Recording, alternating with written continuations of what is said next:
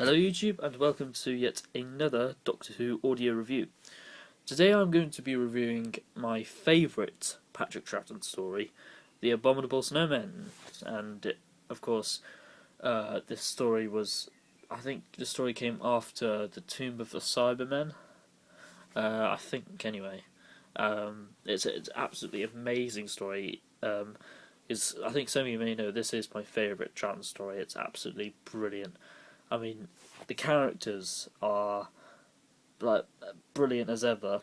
Like, Fraser Hines, Patrick Troughton, Deborah Watling, who Deborah Watling is, Victoria is my favourite female companion because I just love her. She's great, and I think she is really good in this story. I mean, I love her introductory. I love her introduction in Evil of the Daleks. I think she probably did have the best introduction from any other companion that Doctor Who's ever produced. I think the way she became a member of the TARDIS crew was really well written. I mean, David Whittaker, who wrote Evil of the Daleks, I think he did a fantastic job of writing that story. I mean, I think he wrote Power of the Daleks as well. I'm not too sure about that. But yeah, he did a great job. And anyway, so The Abominable Snowmen. What do I like about this story? Well, I like all the episodes of this. I mean, some people say it's too slow. But I managed to... Because what I did was I listened to episode 1, then I watched episode 2, and then I listened to the other episodes, I think. Because that way you might enjoy the story. If there's a surviving episode, you might enjoy it, because it makes it a really enjoyable story. And I agree with myself, it is a great story, because I mean the Yeti are great monsters. I mean I know it's rumoured that the Web of Fear has been found, and the 90 episodes, and I hope the story is part of the 90 episodes. I mean, that would make it a great box set with 2 Yeti stories. I mean, I know they did a audio box, like the soundtrack box set featuring the 2 Yeti stories called Yeti Attack, I think it was, which features the radio collection versions. But because the Web of Fear is in the 5th Lost TV episode set, which I might get at some point, I don't know. I mean, the Web of Fear, the episode 1 is great, but I haven't heard the other episodes of that story, because the Web of Fear and the Abominable Snowmen are 6 parts, and they are both really good. I mean, also the story features, if you're a new series fan and you're like sort of interested in the classic series, a bit of factual information. The Great Intelligence is in this, and if you watch the 2012 Christmas special, you'll know that it featured in the Snowmen, which controlled... what was it? What did they control? Well, the Great Intelligence sort of possessed itself into Richard E. Grant, I think. I think so, anyway. I haven't watched the Snowmen in ages. And, yeah, the story is fantastic. I think I might have said this before, episodes 1, 3, 4 and 5 and 6 are great, such a shame they're no longer with us, and I really hope they are recovered at some point, because I would have loved to hear a DVD release from this, and you can hear the phone going there, sorry about that. And, so yeah, I mean, characters. Obviously Patrick Troughton is fantastic as ever. He's like my 4th favourite Doctor, after Christopher Eccleston. And Fraser Hines, brilliant as ever, probably the best male companion ever, along with William Russell. And Deborah Watling, of course, plays Victoria.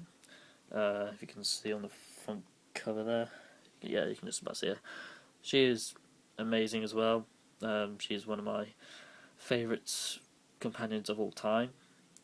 Because I just love her portrayal as Victoria. I think she's a wonderful actress, and if I remember correctly, I think she is going to Dimensions if she is, that'd be great. I'd really love to meet her. And anyway, another thing which I like about the story is the location filming, because I think I might have mentioned this before in my top 3 trans stories video. I as it gone again? Oh, that phone can fuck off. Yeah, So location filming it's the way it's been shot on camera. It's been absolutely amazing. I'm not sure who this person. I'm not sure who the director of the story is, but yeah. I mean, the setting of the story. I mean, it's set in 1935, and there's an expedition crew who have visited, who are staying at a monastery to hunt down the Yeti, and the character called Travis, who is on the front cover there, you can just about make him out. In the first part, well, at the beginning of the first episode, he's a complete arsehole because he accuses Doctor of murdering one of his friends, because the Doctor discovers as soon as they land, the Doctor goes outside, and he discovers a dead person which the Yeti had killed. And speaking of the Yeti, they make great they make great monsters. Because I think in DWM Doctor Who magazine, I think they did a vote of which monsters should return. Like it was either the Ice Warriors or the Yeti, and I think it was a pretty difficult choice if I had to make it. Because I think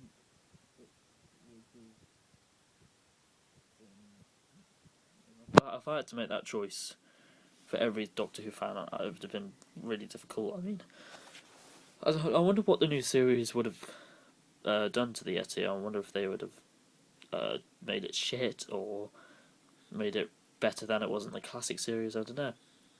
I suppose an action figure of the Yeti would be pretty cool, but it would be pretty difficult to stand up. But anyway, so yeah. Okay, overall, I rate the Abominable Snowmen a 10 out of 10. If you're a Patrick Troughton fan, get this story. It is one of my most wanted recovered episodes. I mean, I would love a DVD of this if we ever get one, because I just absolutely love this story. It is really, really good. And also it features the monks. As you can see, there's like a sort of a monk type statue on the cover, and these little ball things. I'm not sure what they are really. I can't quite remember what what they do in the story. I think actually, because I think it's in episode 5 or episode 4 cliffhanger. I think an actual Yeti sort of bursts out from one of the little circles. Like it opens up, and then a Yeti comes out of it. I think that was